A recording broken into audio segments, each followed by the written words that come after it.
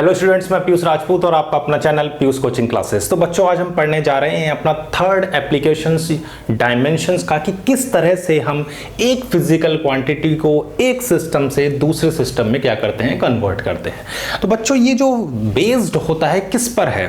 देखो भाई बच्चों, अगर मैं आपसे कहूँ कि कोई भी फिजिकल क्वांटिटी आप ले रहे हैं, उस फिजिकल क्वांटिटी को आप किसी भी सिस्टम से, MKS हो या CGS हो या FEOS, किसी भी सिस्टम में लो, उस फिजिकल क्वांटिटी का जो मैग्नीट्यूड होता है वो कभी चेंज नहीं होता। तो ये पूरा प्रोसेस सिर्फ उसी पर बेस्ड है। किस पर बच्चों? ये बेस्ड होता है किस पर? The physical quantity, magnitude of the physical quantity remains same. ये इस पर बेस्ड है। किस पर? तो magnitude of physical quantity remain same. इस पर पूरा का पूरा ये प्रोसेस बेस्ड है कि किसी भी फिजिकल क्वांटिटी को आप एक सिस्टम में दूसरे सिस्टम में कन्वर्ट करो, कोई भी मैग्नीट्यूड में चेंज नहीं होता। जैसे मैं एग्जांपल लूँ, अगर मैं आपसे बोलता हूँ कि 1 kilometre is equal to 1000 metre, तो क्या दोनों अलग है? नहीं भाई। आपसे मैं कहता हूँ कि आपके पास 1 किलोमीटर लंबी रस्सी है और मैं किसी से कहूँ कि उसके पास 1000 मीटर लंबी रस्सी है, तो दोनों चीज़ें तो एक ही बात है ना, कोई फर्क तो पड़ नहीं रहा दोनों के मैग्नीट्यूड में। लेकिन जो हमारी ये वैल्यू होती है, इसे हम क्या बोलते हैं बच्चों? Numerical value. ये हमारी न्यूमेरिकल वैल्यू है। और जो ये है, आपको ये जो दिखाई दे रही है, ये होता है size of unit. Size of unit. तो जो न्यूमेरिकल वैल्यू होती है और जो साइज होता है वो एक दूसरे के क्या होता है? इन्वर्स होता है। जिसका जो न्यूमेरिकल वैल्यू बड़ी होगी तो यूनिट ऑफ साइज छोटा होगा। तो हम ये कह सकते हैं कि numerical value is inversely proportional to किसका? साइज ऑफ यूनिट U के। या ऐसे कह सकते हैं कि NU is equal to constant बोल सकते हैं, या N1U1 is equal to N2U2। ये किसके इक्वल होती है? तो बच्चों, ये इक्वल होती है magnitude of the physical quantity के। तो एक बात हमें समझ में आ गई कि हम किसी भी सिस्टम से किसी भी सिस्टम में कन्वर्ट कर लें, उसके मैग्नीट्यूड पर कोई फर्क नहीं पड़ता। दूसरी बात, अगर उसकी न्यूमेरिकल वैल्यू छोटी है तो साइज ऑफ द यूनिट बड़ा होगा। क्लियर है इतनी बात? कोई दिक्कत तो नहीं। चलो बच्चों, अगर मैं एक सिस्टम लेता हूँ, ये मैंने फर्स्ट सिस्टम ले लिया और इसको मैं किसी दूसरे सिस्टम में कन्वर्ट करना चाह रहा हूँ, मतलब एक सिस्टम से दूसरे सिस्टम में इसे मैं कन्वर्ट कर रहा हूँ। क्लियर है इतनी बात? इसमें जो मैंने मास लिया है वो m1 है, लेंथ को मैंने L1 ले लिया और टाइम को T1, और इसका जो हमारे पास न्यूमेरिकल वैल्यू है वो मेरे पास N1 है। दूसरे सिस्टम में मैंने इसके मास को बच्चों M2, ये L2 और ये T2, और N2 को मैं निकालना चाह रहा हूँ। क्लियर है इतनी बात? कोई दिक्कत तो नहीं। और जो इसकी क्या है यूनिट, यानी कि डायमेंशनल है, वो डायमेंशनल फॉर्मूला हमारे पास है M1 की पावर A, L1 की पावर B, और इसको B ले लेते हैं और इसको C ले लेते हैं। ठीक है बच्चों? और डायमेंशंस तो देखो सेम ही रहती हैं, डायमेंशन तो बदलती ही नहीं है। तो मैं इसको M2 की पावर A, L2 की पावर B और T2 की पावर C लिख सकता हूँ, कोई दिक्कत नहीं। मतलब मैंने एक सिस्टम लिया हुआ जिसमें मास M1 है, लेंथ L1 है और टाइम T1 है, और उसका जो डायमेंशनल फॉर्मूला है वो ये है। किसी का भी डायमेंशनल फॉर्मूला चेंज नहीं होता अगर आप उसे एक सिस्टम से दूसरे सिस्टम में कन्वर्ट कर रहे हो। ठीक है? अब मैं ये लगाता हूँ N1U1 is equal to N2U2। Clear है इतनी बात? ठीक है। N2 को हमें निकालना है, तो मैं लिख सकता हूँ N1U1 अपॉन U2। क्लियर है? N1 आपको गिवन होगा, U1 आपके पास कितना है बच्चों? तो M1 की पावर A, L1 की पावर B, T1 की पावर C, और U2 कितना है बच्चों? तो U2 है M2 की पावर A, L2 की पावर B और T2 की पावर C। कोई दिक्कत तो नहीं है। अब इसको आप ऐसे भी लिख सकते हैं, M1 अपॉन M2 की power A, L1 upon L2 की पावर B और T1 अपॉन T2 की पावर C। कोई दिक्कत तो नहीं। तो हम क्या कर रहे हैं, एक सिस्टम से दूसरे सिस्टम में किसी भी फिजिकल क्वांटिटी को क्या कर रहे हैं, कन्वर्ट कर रहे हैं। बस ये ध्यान रखना है कि इस प्रोसेस में, कन्वर्जन में, उसका जो मैग्नीट्यूड है वो चेंज नहीं हो रहा। और जब आप इस फॉर्मूले को यूज़ करोगे, किस वाले फॉर्मूले को, इसको कि n2 is equal to n1 m1 upon m2 की power a, l1 upon l2 की power b, t1 upon t2 की पावर c। जब बच्चों आप इस फॉर्मूले को यूज़ करोगे तो आपको ध्यान रखना है कि जो भी आपने फिजिकल क्वांटिटी ली है, आप उसको जो एक्सप्रेस करोगे वो उसकी एब्सोल्यूट यूनिट होनी चाहिए। क्या याद रखोगे कि जो भी फिजिकल क्वांटिटी है बच्चों, वो फिजिकल क्वांटिटी आप एक्सप्रेस इन क्या, उसकी absolute units, express in its absolute units, तभी आप उसको इस फॉर्मूले को यूज़ कर सकते हैं। किस में यूज़ करना है तो बच्चों आपको उसकी एब्सोल्यूट यूनिट्स में क्या करो, उसको एक्सप्रेस करो, उसके बाद आप इस फॉर्मूले को लगा सकते हो। कोई दिक्कत वाली बात तो नहीं। मतलब आपने क्या देखा कि आप क्या कर पा रहे हो, एक सिस्टम से दूसरे सिस्टम में तभी कन्वर्ट कर रहे हो। इस दिमाग में बिल्कुल डेढ़ दिमाग की बातें छप जानी चाहिए कि भी उसकी जो मैग्नीट्यूड है वो नहीं बदल रहा है। दूसरी बात, जो न्यूमेरिकल वैल्यू है, जो साइज ऑफ यूनिट है, वो एक दूसरे के क्या है, इनवर्स है। यानी कि जो मैग्नीट्यूड, तो न्यूमेरिकल वैल्यू अगर बड़ी होगी तो साइज ऑफ द यूनिट छोटा होगा। क्लियर सी बात है। और अगर साइज ऑफ द यूनिट बड़ा होगा तो न्यूमेरिकल वैल्यू छोटी होगी, एक दूसरे के इनवर्स होगी, लेकिन उसका मैग्नीट्यूड हमेशा सेम होगा, चाहे आप एक सिस्टम से दूसरे सिस्टम में क्या करो, कन्वर्ट करो। जब आप इस फॉर्मूले को यूज़ करोगे बच्चों तो बिल्कुल दिमाग में याद रखना कि भाई वो उसकी एब्सोल्यूट यूनिट्स होनी चाहिए। क्लियर है इतनी बात। चलो भाई मैं आपको एक दो एग्जाम्पल बताता हूँ इसके कि किस तरह से आप इसको क्या कर सकते हो, यूज़ करोगे। बहुत ही इंपॉर्टेंट एग्जाम्पल होता है क्लास 11 के पॉइंट ऑफ व्यू से, पूछा भी जाता है कि भाई न्यूटन को डाइन में कैसे कन्वर्ट करते हैं, और आता भी है पेपर में। चलो भाई शुरुआत इसी से करते हैं कि एक न्यूटन को हम किस में कन्वर्ट कर रहे हैं, डाइन में।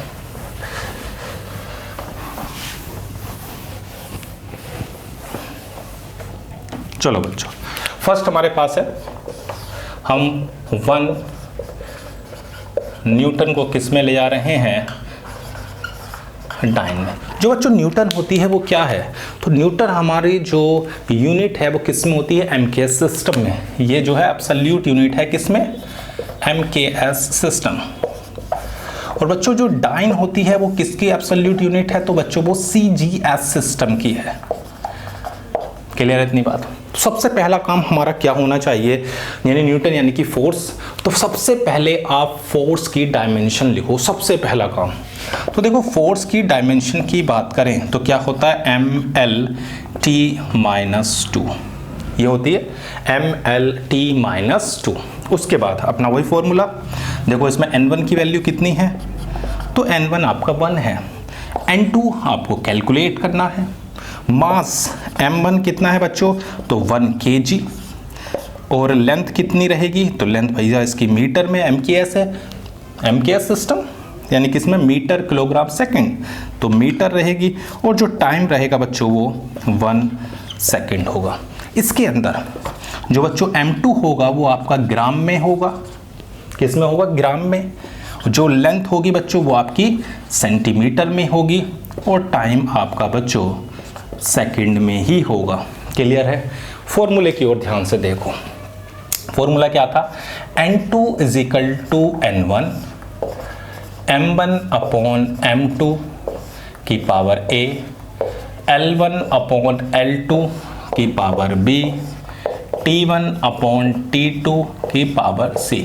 ये था। देखो अब इससे कंपेयर करो, a की वैल्यू कितनी है, तो आप अगर देखोगे तो a is equal to 1, v is equal to 1 और c इज इक्वल टू -2। ये है m की पावर कितनी है 1, इसकी पावर कितनी है 1 और इसकी पावर कितनी है -2। अब वैल्यू को आप रखो तो क्या आएगी, n1 कितना है 1, और ये आपका है 1 किलोग्राम, और ये है 1 ग्राम, ये है आपका 1 मीटर, और L2 कितना है बच्चों, तो L2 है 1 सेंटीमीटर, इसकी पावर भी कितनी है 1। मतलब सबसे पहले आप क्या करो, सबसे पहले आपका मेन काम जो है उसकी डायमेंशनल फॉर्मूला लिखना है, उसके बाद अपना ये देखो कि किस से किस में जाना है, MKS से किस में जाना था बच्चों, CGS में। चलो भाई टाइम किस में है, तो भाई सेकंड से सेकंड में ही रहना है, पावर है -2, कोई दिक्कत तो नहीं। चलो भाई अब देखो 1 किलोग्राम में कितने ग्राम हो जाएंगे बच्चों, तो आपके 1000 ग्राम और ये भी ग्राम। 1 मीटर में कितने सेंटीमीटर, तो भाई 100 सेंटीमीटर। ठीक है, तो सिंप्लीफाई करके क्या आएगा, अगर आप देखोगे तो 3 जीरो ये हैं, 2 जीरो ये है, कितने होगा टोटल 5। तो हमारे पास N2 आ गया 1 × 10⁵ किस में आ जाएगा बच्चों, ये डाइन में। यानी कि हम ये कह सकते हैं कि 1 न्यूटन किसके इक्वल होता है, तो भाई सिंपल सी बात है 1 न्यूटन = 1 × 10⁵ डाइन। ये किस में है, ये तो बच्चों MKS और ये बच्चों आपका CGS। कोई दिक्कत वाली बात, क्लियर है। चलो भाई अगला देखते हैं, फटाफट इसे नोट करो। अब देखो बच्चों इसी के साथ एक और होता है कि जूल से हम चेंज करते हैं अर्ग में। जो बच्चों जूल होती है वो हमारी MKS है और जो हमारी अर्ग है वो बच्चों हमारी CGS है। तो इसे आप फटाफट से लिखें और एक बार आप खुद से ही ट्राई करें कि किस तरह से हम जूल से अर्ग में चेंज कर रहे हैं। बिल्कुल ऐसे ही एक बार ट्राई करके देखें आप। इतना मैं इसको रफ कर दूं।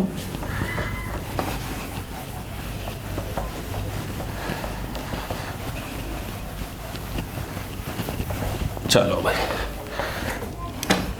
देखते हैं बच्चों सेकंड अपना कि हम किस में कन्वर्ट कर रहे हैं, 1 जूल से किस में, अर्ग में। जो बच्चों जूल है वो हमारे किस में है, तो भाई वो MKS में है और ये हमारी CGS में।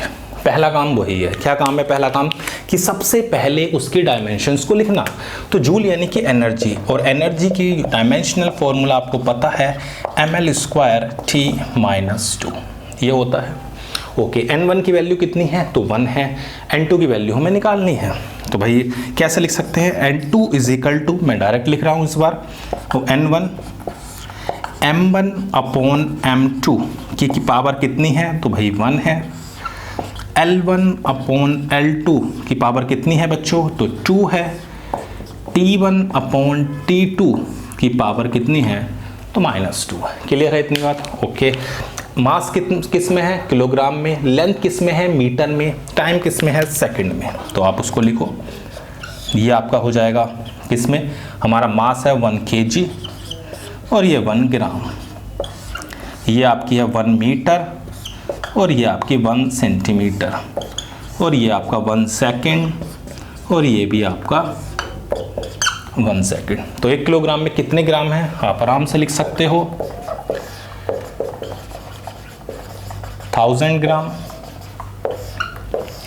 1 मीटर को लिख सकते हो 100 सेंटीमीटर और सेकंड में तो दोनों ही सेम है, 1 सेकंड और 1 सेकंड।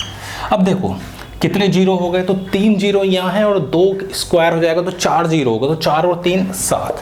तो जो N2 आ गया वो 1 × 10⁷ अर्ग। तो हम ये कह सकते हैं हमारे पास 1 जूल = 1 × 10⁷ अर्ग होगा। कोई दिक्कत वाली बात तो नहीं, क्लियर है इतनी बात। तो हमारे पास क्या आ गया, 1 जूल = 1 × 10⁷ अर्ग। जहाँ पर जूल किस में है, तो भाई MKS में है और अर्ग किस पे है, तो बच्चों CGS में। कोई दिक्कत तो नहीं, क्लियर होगा कि कैसे हम 1 न्यूटन से किस में कन्वर्ट कर रहे हैं, तो डाइन में। जूल से किस में कन्वर्ट कर रहे हैं, तो बच्चों अर्ग में। फटाफट लिखो, अब देखते हैं नेक्स्ट।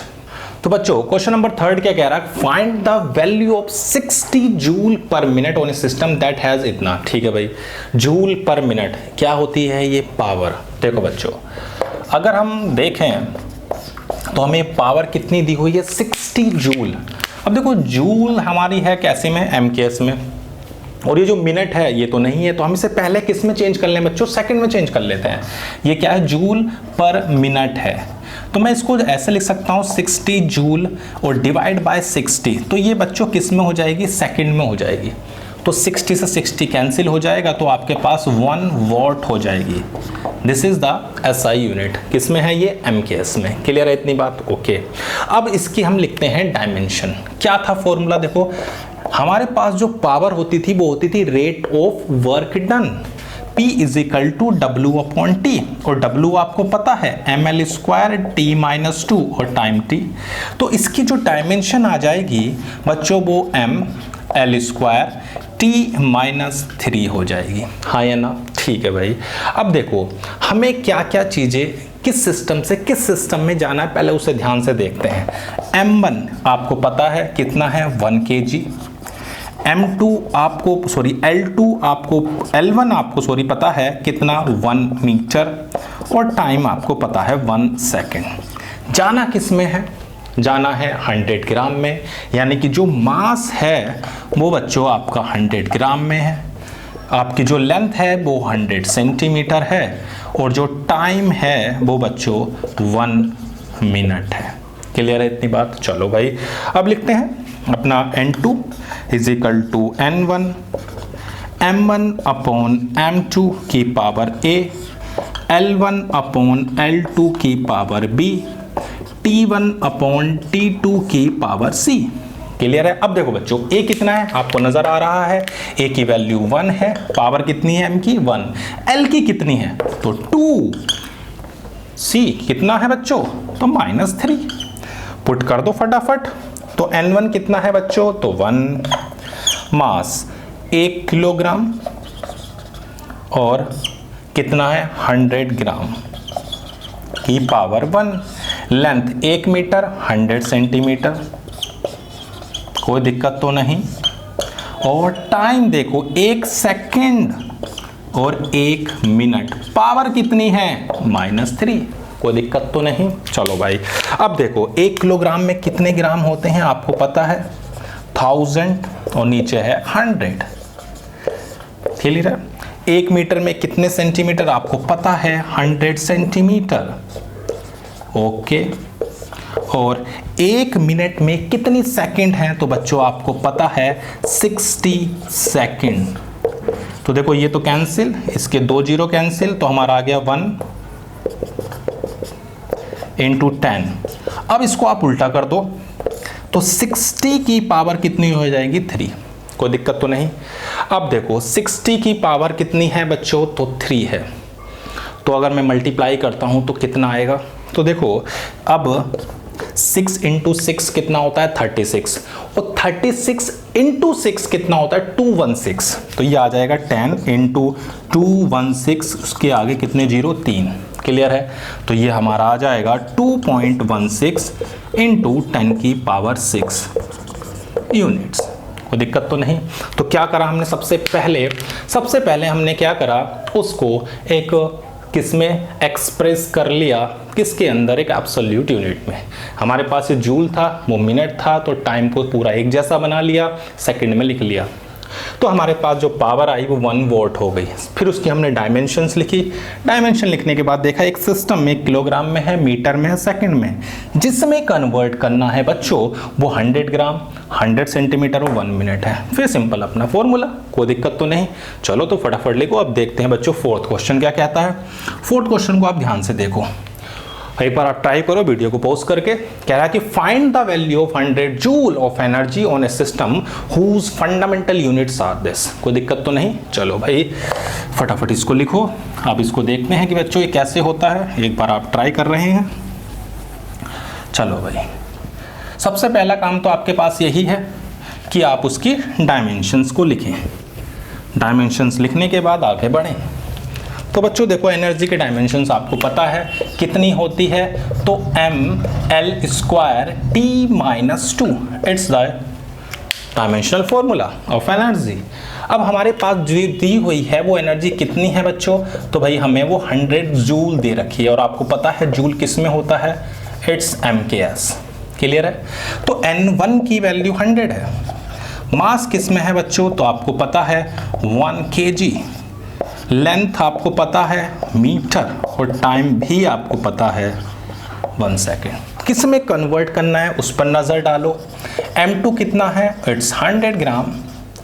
लेंथ कितनी है, इट्स 10 सेंटीमीटर, और टाइम कितना है, तो हाफ मिनट मतलब 30 सेकेंड। क्लियर है? ओके। और कंपेयर कर सकते हो, देखो ए की वैल्यू कितनी है, तो 1 है। ओके, बी की वैल्यू कितनी है, तो 2 है, और सी की वैल्यू -2 है। फॉर्मूला लगाते हैं, n2 is equal to n1 m1 upon m2 की power a, l1 upon l2 की पावर b, और t1 अपॉन t2 की पावर c। कोई दिक्कत तो नहीं है? चलो भाई, n1 की वैल्यू रख देते हैं 100, मास आपका 1 किलोग्राम, और दूसरे में कन्वर्ट करना है 100 ग्राम में, लेंथ आपकी 1 मीटर, और दूसरी है 10 सेंटीमीटर, इसकी पावर आपकी 2 है, और टाइम है 1 सेकेंड और 30 सेकेंड की पावर -2। कोई दिक्कत तो नहीं? ओके। अब देखो, ये है 100, ये 1 किलोग्राम को आप क्या लिख सकते हो बच्चों, तो इसे आप लिख सकते हो 1000 ग्राम अपॉन 100 ग्राम। 1 मीटर को लिख सकते हो 100 सेंटीमीटर अपॉन 10 सेंटीमीटर। 1 सेकेंड को तो आप ऐसे ही रहने दोगे, और इसकी पावर -2। तो ये 2 0 से 2 0, इसके 2 0, सॉरी 1 0 से 1 0। तो हमारे पास क्या हुआ, यहाँ 100 है, यहाँ 10 है, यहाँ 10 का स्क्वायर मतलब फिर से 100 है, और इसको उल्टा कर दोगे तो 30 का स्क्वायर। तो क्या हो गया, कितने जीरो हो गए, 2 और 1 3 4 5 6 7, तो 9 × 10 की पावर 7 यूनिट्स। कोई दिक्कत तो नहीं? बहुत ही आसान था। बस आपको सबसे पहले डायमेंशंस को लिखना है, फिर ये देखना है किस में गिवन है और किस में कन्वर्ट करना है, फिर डायमेंशनल फॉर्मूले से ABC को कंपेयर करके फॉर्मूले में पुट कर देना है। कोई दिक्कत तो नहीं? चलो तो जल्दी से लिखो, फिर देखते हैं नेक्स्ट। तो बच्चों, क्वेश्चन नंबर 5 क्या कह रहा है कि if the value of universal gravitational constant is find its value in CGS। Okay, आपको सबसे पहले ग्रेविटेशनल कांस्टेंट की क्या लिखनी है, डायमेंशन क्या होती थी, तो m-1 L³ T-2, ये हमारी क्या थी, इसकी डायमेंशनल फॉर्मूला। ओके, अब ये किस में दिया हुआ है बच्चों, तो हमें MKS में दिया हुआ है और CGS में चेंज करना है। चलो भाई, तो मास आपको कंफर्म हो गया, किस में है, किलोग्राम में, लेंथ है मीटर में, टाइम है किस में बच्चों, सेंटीमीटर, उसमें के नाम सेकंड में। कोई दिक्कत तो नहीं? ओके, कन्वर्ट किस में करना है, तो भाई m2 है ग्राम में, ये किस में है, सेंटीमीटर में, और टाइम किस में है, सेकंड में। कोई दिक्कत तो नहीं? A की वैल्यू कितनी है, तो अगर आप देखोगे तो -1, B की वैल्यू कितनी है, तो 3, C की वैल्यू कितनी है, तो -2, और जो N1 दिया हुआ है बच्चों वो हमारा कितना है, 6.67 × 10 की पावर -11। लिखते हैं फॉर्मूले में, N2 is equal to N1 M1 upon M2 की power A, L1 upon L2 की पावर B, और T1 अपॉन T2 की पावर C। वैल्यू रख देते हैं 6.67 × 10 की पावर -11। कोई दिक्कत तो नहीं? मास किस में है, किलोग्राम में और ग्राम में, पावर कितनी है यानी कि -1, लेंथ किस में है, मीटर में, चेंज करनी है सेंटीमीटर में, पावर कितनी है, 3, टाइम दोनों का ही सेकंड है, और पावर कितनी है, तो -2। कोई दिक्कत तो नहीं? अब हम क्या करते हैं, 6.67 × 10 की पावर -11। अब देखो बच्चों, 1 किलोग्राम कितने हो गए, 1000 ग्राम हो गए, और नीचे आपका ग्राम की पावर -1। मीटर को आप सेंटीमीटर में चेंज कर लो, पावर कितनी है, 3, तो सेकंड का तो कोई फर्क ही नहीं पड़ेगा, कोई दोनों सेम है। पावर देखो क्या है, माइनस को जब मैं प्लस करूंगा तो ये नीचे चले जाएंगे, और ये हो जाएंगे 1 2 3 4 5 6, तो 3 0 कैंसिल हो गए, तो बच गया 6.67 10 टू पावर -8। CGS में चेंज करना है तो न्यूटन को मैंने भी बताया था क्या होता है, तो डाइन होता है, मीटर का क्या होता है, तो सेंटीमीटर स्क्वायर होता है, किलोग्राम का क्या होता है, ग्राम। कोई दिक्कत तो नहीं, बिल्कुल आसान था। सबसे पहले डायमेंशंस लिखनी है, फिर किस में जाना है इस पर ध्यान देना है, वैल्यू को रखना है, कंप्लीट। कोई दिक्कत? चलो बच्चों अब देखते हैं, फटाफट नोट करो, देखते हैं सिक्स्थ क्या कहता है। सिक्स्थ की ओर बढ़ते हैं। अब यहाँ तक कोई दिक्कत हो तो बताओ, क्लियर है? चलो भाई सिक्स क्वेश्चन एक बार खुद से ट्राई करें कि क्या कह रहा है क्वेश्चन। बहुत ही आसान है। सबसे पहले आप क्या करोगे, सरफेस टेंशन इसमें है तो सरफेस टेंशन की क्या लिख दो बच्चों, डायमेंशंस लिखो फटाफट। क्या होती थी m, भाई सरफेस टेंशन होता था फोर्स पर यूनिट लेंथ, यही तो होता था भाई।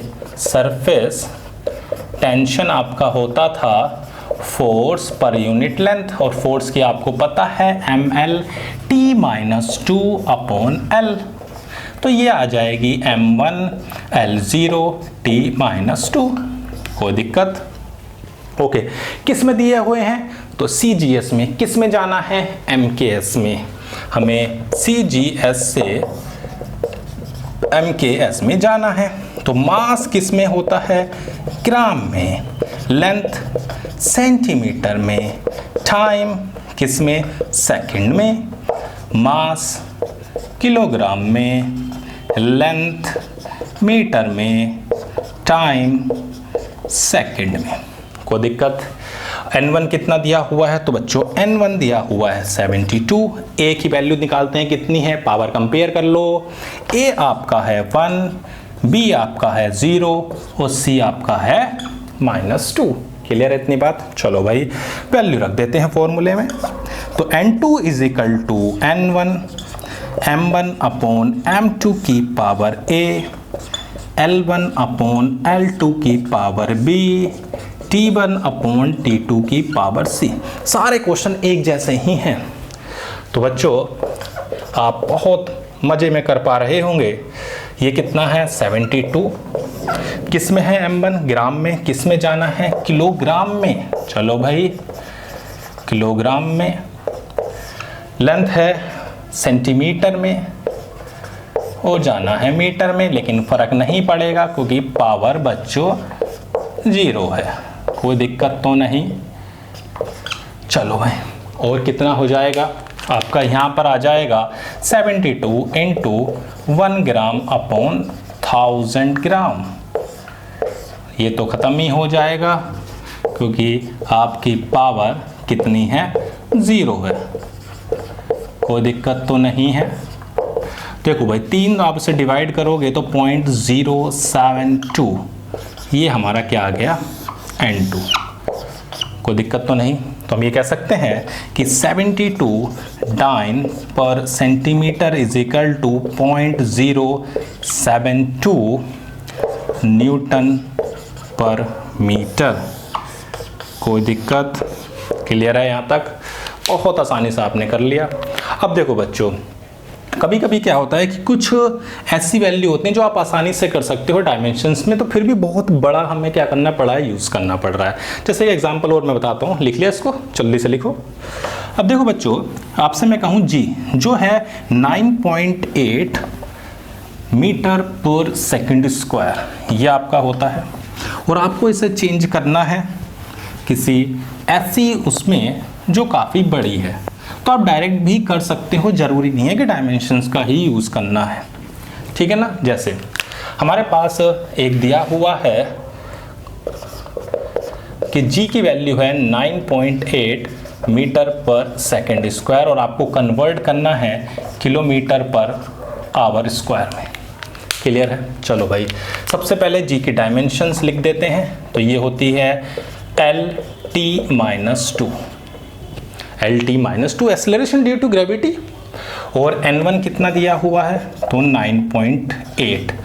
अब देखो इसमें मास होता है किस में, किलोग्राम में, लेंथ किस में होती है तो मीटर में, टाइम किस में होता है तो बच्चों सेकंड में। कन्वर्ट किस में करना है तो मास का तो कोई है नहीं रोल, हमें लेंथ किस में ले जानी है तो किलोमीटर में, टाइम किस में ले जाना है तो बच्चों आवर में। क्लियर है इतनी बात? चलो भाई लिखते हैं फॉर्मूला N2। n1। अब देखो m1 अपॉन m2, इसकी पावर तो सिंपल 0 है, कोई लेना देना नहीं।